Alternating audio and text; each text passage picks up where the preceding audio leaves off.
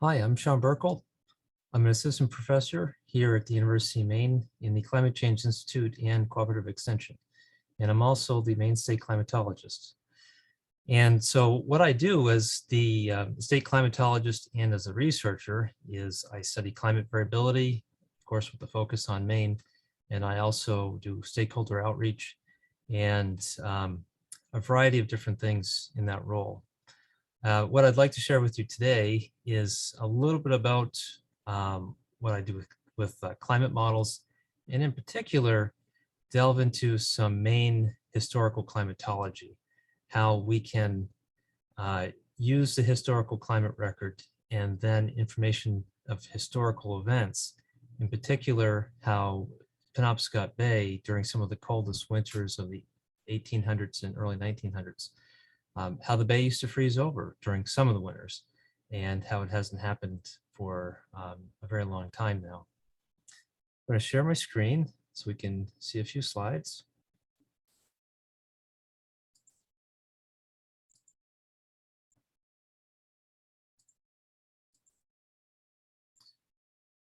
Okay, so first I'd like to share with you Climate Reanalyzer. It's a data visualization website that I've been developing for about 10 years now. And the website provides access to a variety of climate models, weather forecast models, and climate data sets. And I'm also developing the Maine Climate Office website as a resource for people to get climate data about Maine, daily temperature and precipitation data from stations across the state going back many decades, and also monthly, annual, and seasonal data. And but what I'd like to focus on now is how we can look at historical information to see how climate has changed in Maine. This figure here shows the average annual temperature in Maine, average across the state from 1895 until recently. And in this, you can see that from year to year, there's quite a bit of variability. But overall, there's an upward trend. There's a warming trend, and that relates to greenhouse gas emissions and human-caused climate change. But what we can see is in addition to that, is the year-to-year variability, and also there are patterns where sometimes there are cool decades, sometimes there are warm decades, but there's this overall warming trend. And over the past century, Maine's climate has warmed about 3 degrees Fahrenheit on an annual average. Now, on a larger scale, part of the changing climate, a significant part, is the warming Arctic. And one of the ways that we can see how the Arctic is warming, aside from just measuring temperature, is seeing how the change in Arctic sea ice cover has occurred since the 1980s and present. This image here shows the end of the melt season in the Arctic in September 1980 versus a recent year in 2016. This is showing the sea ice concentration as measured by satellites. And overall, the sea ice extent now is, by the end of the melt season, is only about 50% what it was a few decades ago. Now, I mention this because that, of course, has a relation to Maine. As the northern hemisphere warms and as the globe warms, we are feeling climate change here in Maine as well. And also, we can see changes in the snow and ice season, changes in the winter season here in Maine. And there's an interesting history that makes the changing climate really stand out. This slide here shows a photograph that was published in a Bangor Daily News article from February of 2015. And as you can see from the title, this article is about when Penobscot Bay used to freeze over. And the bay didn't freeze over every year, but there were some winters over the past couple hundred years that were particularly cold, and ice could form to a great extent. And I'll show you a map of that approximate extent in a moment. So this photograph here is from Belfast Harbor in the winter of 1904 and 05. And as you can see, there's a ship stuck in the ice, and there's a team of men and with horses, and they're using saws to try to cut a channel for this boat. And this article over here is from a British newspaper called The Telegraph from February 1905. Southern New England harbors are impassable. And there's a term in this article called ice embargoes from the Maine coast to the Chesapeake Bay. And again, in 1905. That was a term that was used in those days related to when bays and harbors were chock full of ice, something that's very uncommon now. So in my research, I became interested in the historical climatology. And I've always been interested in history as well as science. And it was several years ago, I first heard stories of Penobscot Bay freezing over. Well, I learned that it hasn't happened to any great extent since about 1934. Not just since about, but since the February and into March of 1934.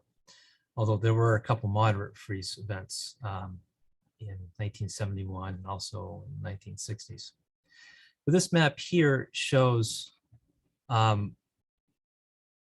white dashed lines for where, from reading some of the historical information that I've found from historical documents, and you'll see one in a moment, and newspaper clippings, from searching the internet to see what documents are available, what documents have been digitized and that have climate information in them. And from the various resources that I've found, I've dashed in from references I found where the ice extent appeared to be during some of those very cold winters. And now this side, on the right side, we hear a recollection from the Bangor Daily, February of 1918, recalling when Captain Albert Gray of Brooksville drove a Ford Pathfinder, that's this vehicle shown here, with a sledge full of laden with supplies that were is a trek that the captain took with his Ford Pathfinder from Brooksville to Belfast, about 5 times back and forth across the sea ice. And this is about a 12-mile distance. And the ice was measured along the way because this was not something that happened very often at all. And as you can see here, if you read that text, this was the first known attempt of someone driving across Penobscot Bay. So it's a really remarkable story. And that's something that cannot be done anymore because the winter climate does not get cold enough in Maine for Penobscot Bay to freeze over like this. And I also learned of a story, this is from talking with a gentleman who was a captain who recently retired. And in his youth, he said in the 1960s, he heard a story from a ferryboat captain who was operating out of Stonington, who used to pilot the ferryboat to Isle of Haut. And in one specific year, 1934, that gentleman was able to walk across from Stonington to Isle of Haut. And so that's a story that's now an account that I've heard from someone who spoke to the person who actually experienced that event. So I think that's really, really interesting. It's anecdotal information, but we can compare that to the climate record and to try to see, well, when did this event happen? Is it consistent with the data that we have? And this slide here shows the Maine December through February average winter temperature signal. And these cold dips here, for each of these really deep drops in temperature during the winter season, I found historical references to ice forming to large extent on the bay, including in Somme Sound and Great Harbor. And this photograph here from the Maine Memory Network is from the winter of 1923. And that is this dip right there. And here's another one from 1918 Carver's Harbor and Vinyl Haven. This is from the Penobscot Bay History Online. And finally, I'd like to share with you a document that I found in my searches, a history of Castine, Penobscot, and Brooksville, and the ancient settlement of Pentagoet. This was published in 1875, written by George Augustus Wheeler. And I found this by searching on the Internet Archive. Well, in this document, and I searched for keywords. I searched for snow, ice, and I think I also searched for weather and temperature, just seeing if there was any climate information in this document. And I found a couple interesting passages. For example, in 1718, this was during the American Revolution, during the winter of 1780 into 81. You can read some of the text in the first part of this paragraph, but what I really want you to focus on is beginning here. The winter of this year was probably the coldest ever known in this vicinity. The cold was so intense and for so long a period that the bay was frozen from here to Camden, and Lieutenant Burton came all the way from that place, Camden, on the ice. And as you can see, this individual was in search of a prisoner. Interesting history, but this is documenting someone walking across Penobscot Bay on ice from Camden to Castine. Presumably, I would guess probably February of 1781, because when the bay did freeze up during those cold winters, it was likely not to actually freeze up to great extent till at least January or into February. And another interesting passage. It reveals that the Penobscot Bay froze over 3 winters in a row following the year 1815. Now this is significant because in 1815, the largest volcanic eruption in recorded history occurred. That was the eruption of Mount Tambora. And some of you may have heard stories of 1816, the year without a summer in Maine and also across New England. It's called that because of unusually cold temperatures that developed in parts of the summer, in which there's killing frost and even snowfall in the summer months.